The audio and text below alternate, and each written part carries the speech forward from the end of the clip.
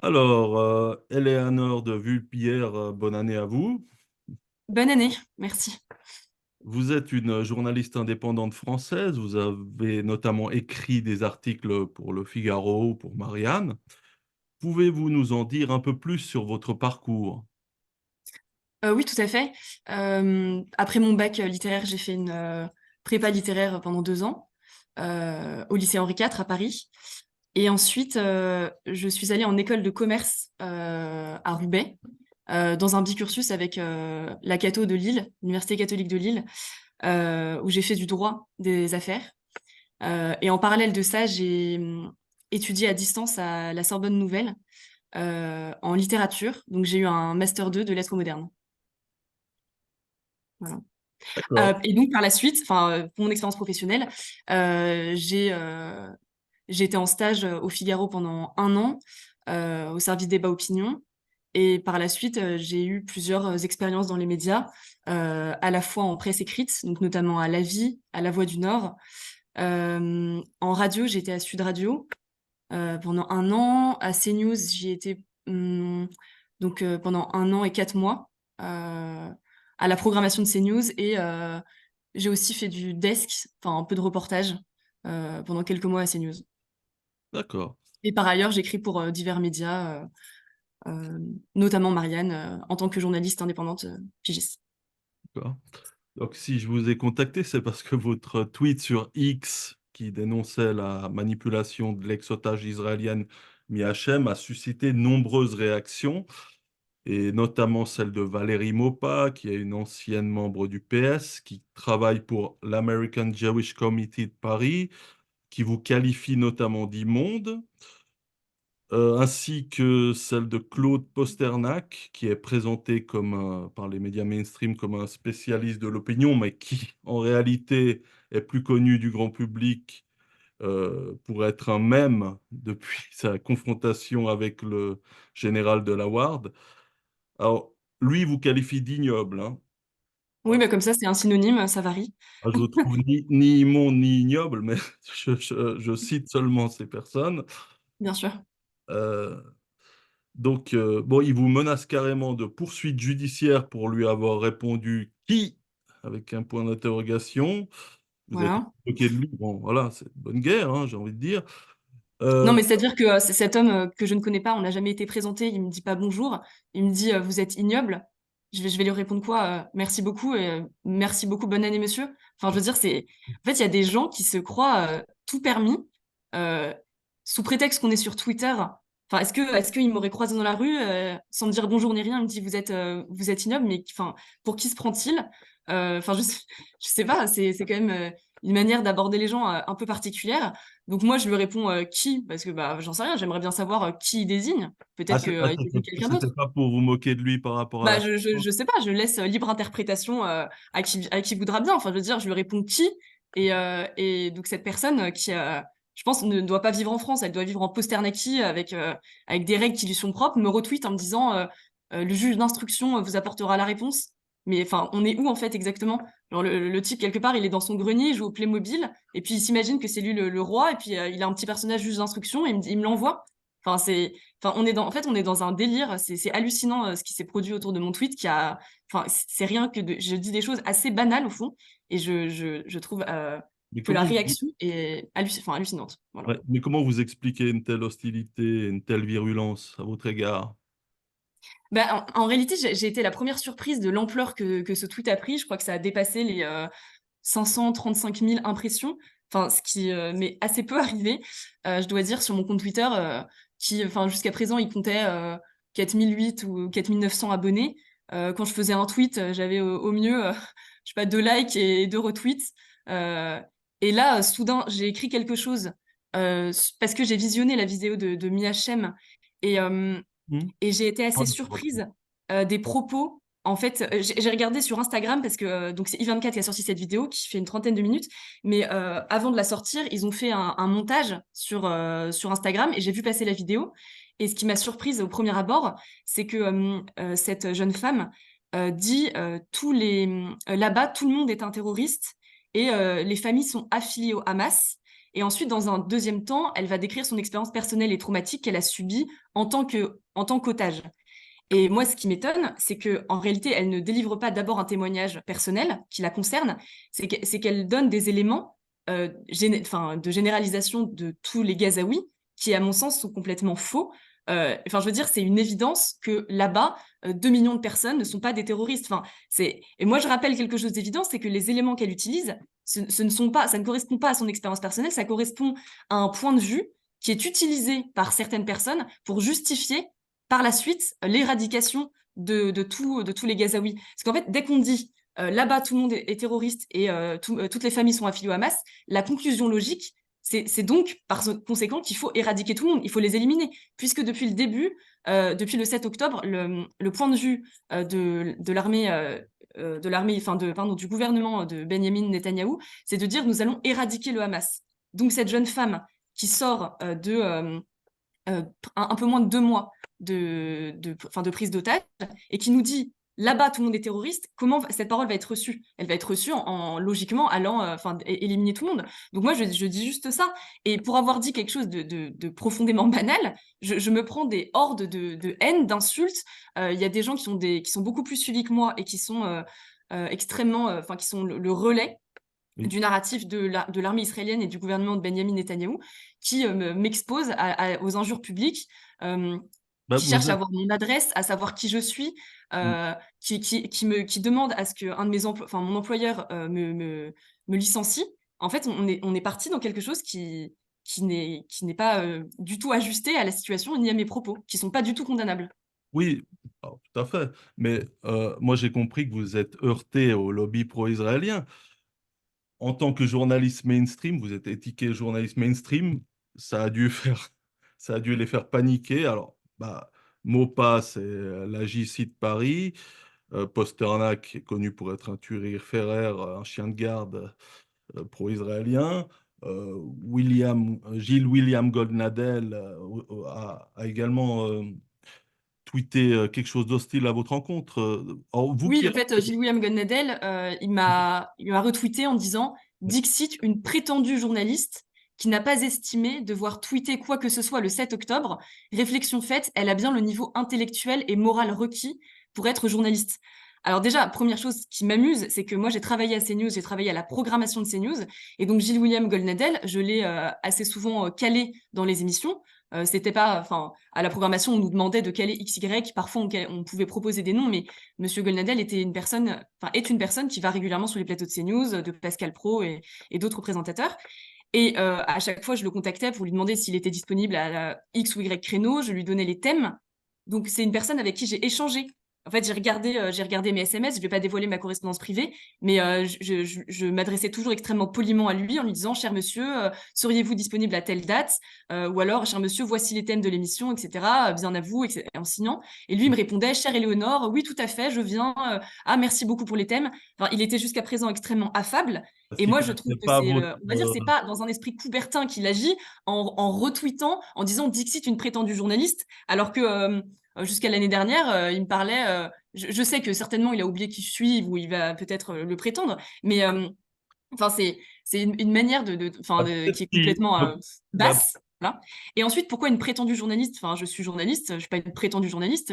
Moi, je lui dis pas qu'il est un prétendu avocat. Je pense que c'est un avocat et qui fait son travail. Et ben moi, c'est la même chose. Donc, merci de me respecter. Et ensuite, qui n'a pas estimé devoir tweeter quoi que ce soit le 7 octobre.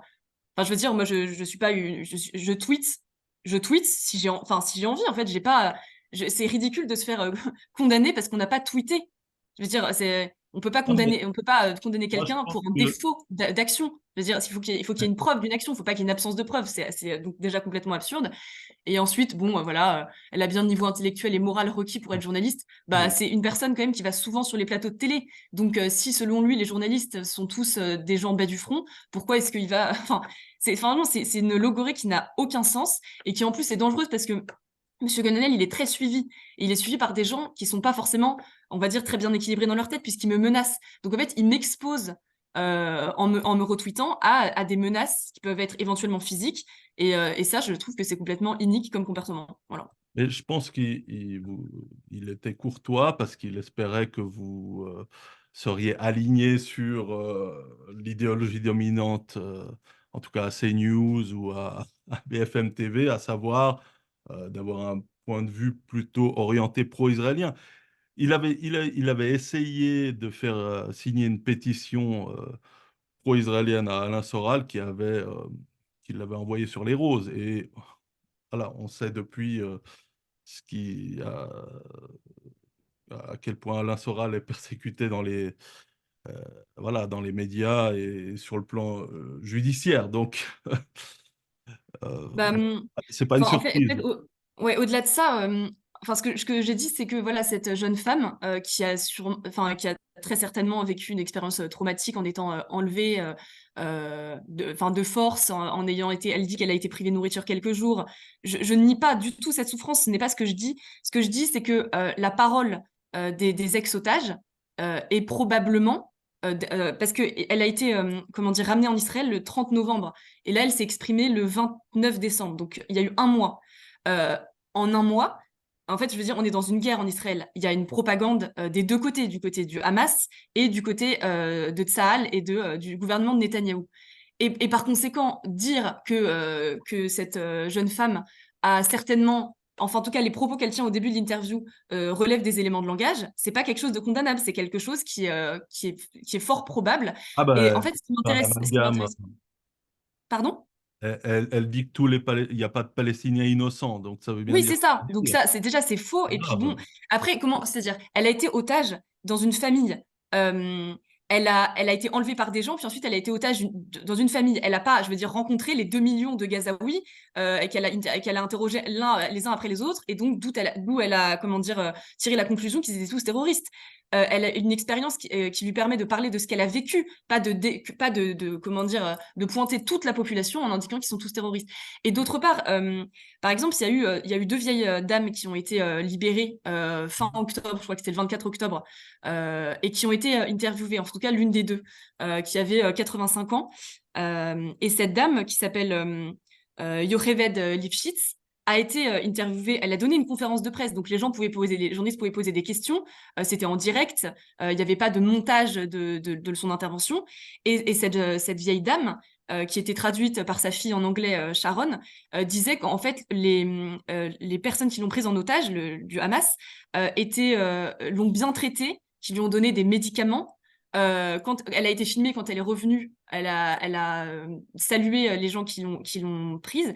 Enfin, euh, ce que je veux dire, c'est que... ah oui, attendez, je dis la fin de l'histoire. C'est que le responsable de communication de l'hôpital, qui s'appelle Avi Shoshan et qui était responsable de communication de l'hôpital Ichilov, pardon, depuis 13 ans, a été licencié parce que les propos de cette vieille dame, qui étaient plutôt favorables, ou du moins qui n'a pas critiqué ses ravisseurs, ont été considérés comme de la propagande pro-Hamas. Donc, parce que la conférence de presse a été considérée par le gouvernement israélien comme étant un fiasco de communication, le responsable de com de l'hôpital a été licencié.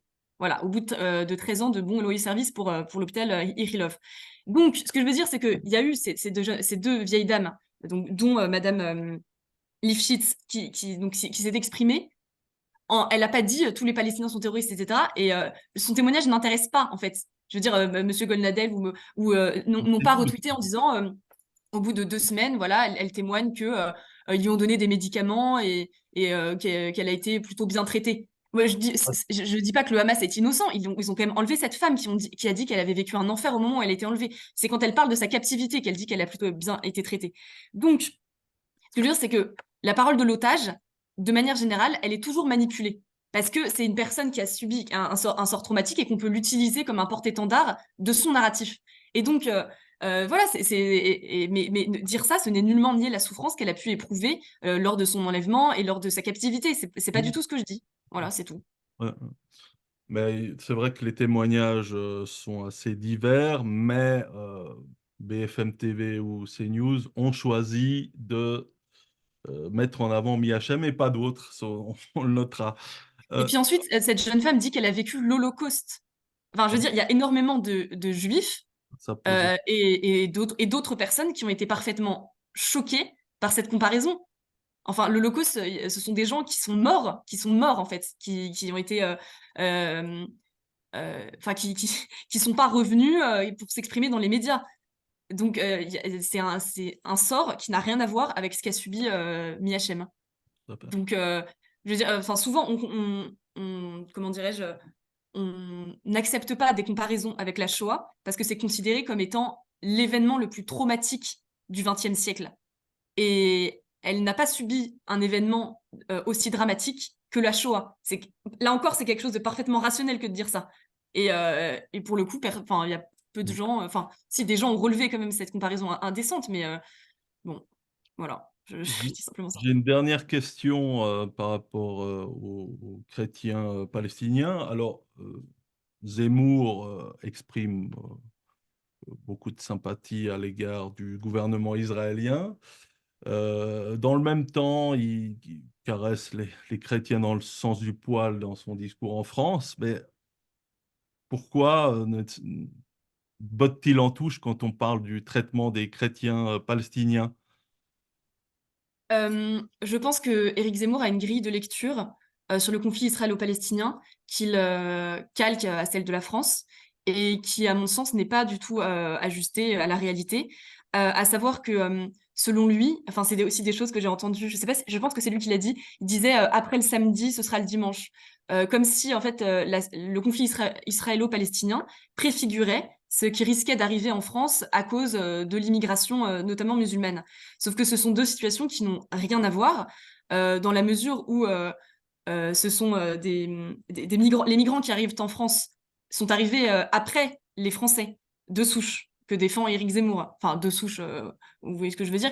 Tandis qu'en Israël, euh, les Palestiniens étaient là avant de nombreux colons israéliens qui sont arrivés à partir du 19e siècle et ensuite tout au long du 20e siècle.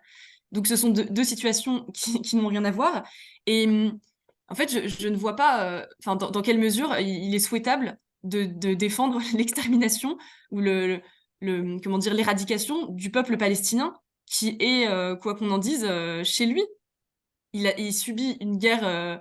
Enfin, enfin le Hamas ou d'autres entités font la guerre depuis 48. Enfin, mais enfin, comment dire, euh, ils ont ils ont le droit d'être chez eux. En fait, ça n'a rien à voir avec la situation en France. Euh, donc ils parlent souvent d'une civilisation judéo-chrétienne, mais il y a des chrétiens en Palestine, même si malheureusement ils sont de moins en moins nombreux, parce que le régime, le Hamas islamiste menace certainement les chrétiens de Palestine. Enfin moi, voilà, je suis pas expert du conflit israélo-palestinien, mais apparemment le Hamas a été promu, enfin c'est un mouvement extrémiste qui a été promu par un moment par Netanyahou. Et ça provoque une sorte d'enlisement du conflit, hein, une sorte de blocage. Avec le massacre du 7 octobre, ça donne une justification pour, euh, pour bombarder de manière indistincte les vrais responsables de ces massacres et d'autres personnes, des civils qui n'ont rien à voir. Je veux dire, enfin, Gaza a été complètement ruiné, il y a des milliers de morts.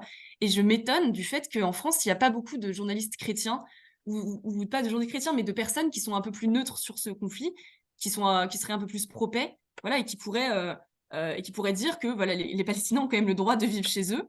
Euh, et, euh, et voilà, il y a des Palestiniens chrétiens. Enfin, je veux dire, pourquoi est-ce que les chrétiens de France seraient systématiquement alignés sur le narratif de Benjamin Netanyahou? Enfin, c'est pas, ça semble pas très logique et ça ne semble pas aller de soi. Mais néanmoins, je vois qu'il y a aujourd'hui, enfin peut-être qu'il y a 20 ou 30 ans, les chrétiens étaient plus mesurés sur ce conflit. Aujourd'hui, il y a une forme de nombreux chrétiens sont passés du côté pro-Netanyahou du narratif. Et bah, je trouve ça assez dommage. Voilà.